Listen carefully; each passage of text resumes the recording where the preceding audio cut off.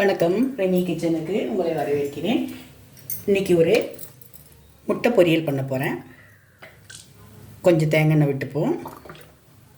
இந்த முட்டை பொரியலுக்கு வெங்காயம் நிறைய இருந்தால் நல்லாயிருக்கும். நான் வெங்காயம் ஒரு பெரிய வெங்காயம் 2 வெங்காயம் பொடியாக நறுக்கி வச்சுருக்கேன்.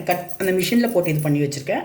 நீங்கள் பொடியாக நறுக்கி வச்சுங்க. ஒரு 2 முட்டையை மஞ்சள் பொடி போட்டு இந்த மாதிரி அடித்து வச்சுருக்கேன். சூடாயிடுச்சு. இதில் எதுவுமே போட வேண்டாம், வெறும் அப்படியே வெங்காயம் போட வேண்டியதுதான். வெங்காயம் நிறைய போடும்போது நல்லா டேஸ்ட்டாக இருக்கும். இது பொடியாக இருந்தால் சீக்கிரமாக வதங்கிடும். அதுக்கு தான் பொடியாக நறுக்கணும். அந்த இழுக்கிற மிஷின் இருக்கு இல்லையா, அந்த மாதிரி ஒரு சின்ன பவுல் மாதிரி இருக்கும் இல்லையா, அதில் ரோப் மாதிரி இருக்கும். அதை இழுத்தோன்னா நல்லா ஈஸியாக அந்த மெத்தட் வருது நமக்கு வெங்காயத்தை வதக்கிறதுக்கு. இந்த வெங்காயம் கொஞ்சம் வதங்கட்டும். ஹை ஃப்ளேம்லேயே வச்சுப்போம். வெங்காயம் வதங்கும்போதே நம்ம பொடி உப்பு போட்டுப்போம். அப்போ தான் முட்டையில் நல்லா சேரும், வெங்காயத்துலையும் பிடிக்கும். கொஞ்சம் நல்லா வதங்கட்டும். மஞ்சள் பொடி கொஞ்சம் போட்டுப்போம். முட்டையில் மஞ்சள் பொடி போட்டுப்போம். இருந்தாலும் கொஞ்சம் வெங்காயத்தில் போட்டுப்போம். மஞ்சள் பொடி முட்டைக்கு மஞ்சள் பொடி நிறைய போடணும். அப்போ தான் பச்சை வாசனை இல்லாமல் இருக்கும். இது நல்லா வதங்கட்டும். ரொம்ப ஈஸியானது, ரொம்ப டேஸ்டியாக இருக்கும். ஆனால் சுட சுட சாப்பிட்ணும். இது சாப்பிட உட்காரும்போது டக்குன்னு இதை நம்ம செய்து கொடுத்தோன்னா சுட சுட சாப்பிடும்போது ரொம்ப நல்லாயிருக்கும். ஈவினிங் ஸ்நாக்காக கூட பசங்களுக்கு கொடுக்கலாம். முட்டை பொடி மாஸ் சொல்லுவாங்க, முட்டை பொரியல் சொல்லலாம். வதங்கட்டும். கொஞ்சம் கருவேப்பிலை போடுறேன். எனக்கு கருவேப்பிலை ரொம்ப பிடிக்கும், அதனால் நான் போடுறேன். பிடிச்சவங்க போட்டுங்க, பிடிக்காதவங்க போட வேண்டாம். கம்பல்சரி கிடையாது கருவேப்பிலை போடணும்னு. முடிஞ்ச வரைக்கும் கருவேப்பிலை எப்படிலாம் உடம்புக்கு சேர்த்துக்கலாம், நல்லது. அதனால் நான் போட்டுக்கிறேன். சிலருக்கு அந்த வாசனை வேண்டாம், முட்டையில் போய் எதுக்கு கருவேப்பிலைன்னா போடாதீங்க. இந்த மாதிரி வதங்கட்டும். நல்லா மஞ்சள் பொடியும் உப்பும் போட்டு இது வதங்க வைக்கிறோம். வதங்கட்டும். வெங்காயம் கண்ணாடி பதம் வந்தால் போதும். செவக்கெல்லாம் வறுபட வேண்டாம், ஏன்னா முட்டையில் திரும்பவும் அது வறுபட போகுது, அப்புறம் கரிஞ்சிடும். அதனால் கண்ணாடி பதம் வந்தால் போதும். இப்போ நம்ம அடித்து வச்சுருக்க முட்டையை அதில் ஊற்றிடுவோம். நான் 2 முட்டை தான் எடுத்திருக்கேன்.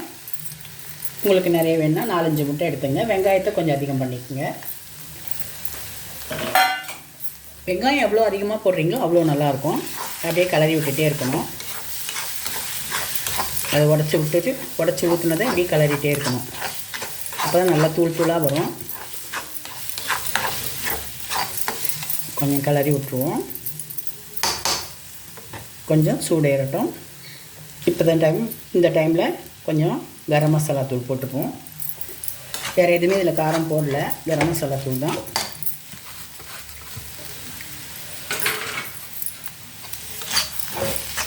இல்லை மிளகுத்தூள், கரம் மசாலா தூள் பிடிக்காதவங்க மிளகுத்தூள் கூட போட்டுங்க.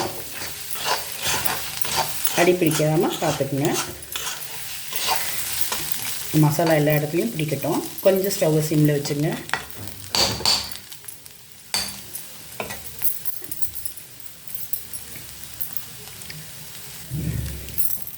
மிளகா பொடி போடாமல் நம்ம கரம் மசாலா ஏன் போடுறோன்னா, முட்டையோட பச்சை வாசனை நமக்கு தெரியாமல் இருக்க தான் கரம் மசாலா போடுறோம்.